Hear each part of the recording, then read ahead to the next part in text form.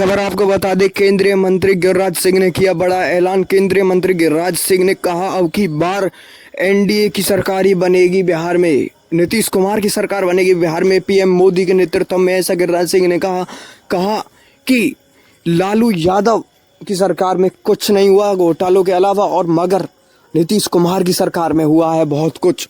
नीतीश कुमार की सरकार में 17 नए पुल बने गंगा के ऊपर बिहार में, 17 नए पुल बनाए गए हैं। और जो उन्होंने कहा कि जो लोग जब जीएसटी आया था तो जीएसटी के बारे में बोले थे, गालियां दी थी कि जीएसटी क्या है ये और क्या इससे सब कुछ होता है, तो उनको बता दूं कि पिछले एक महीने में 2 लाख करोड़ का रेवेन्यू जनरेट किया है जीएसटी ने।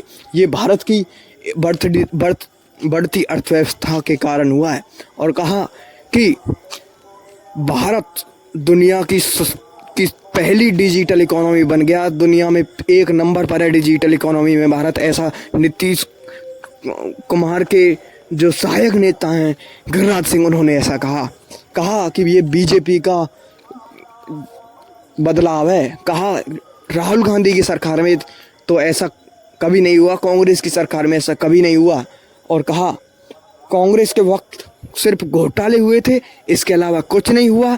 हर महीने 4 लाख करोड़ का घोटाला किया जाता था, चाहे वो राशन से हो चाहे कहीं से भी हो। और कहा कि बीजेपी सरकार में 80,000 करोड़ का लाभ दिया गया, किसानों को, छात्रों को, सभी के लिए 80,000 करोड़ रुपए दिया गया है।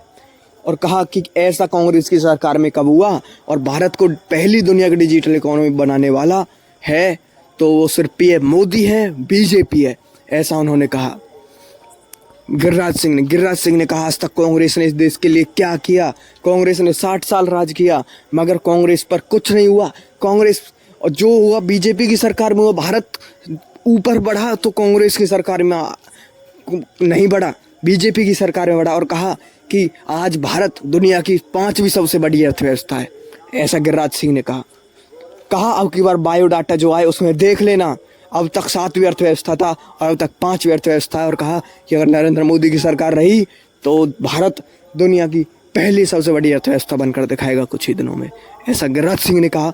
तो मिलते एक और नई वीडियो में एक और नई जानकारी के साथ आपके साथ न्यूज़ है।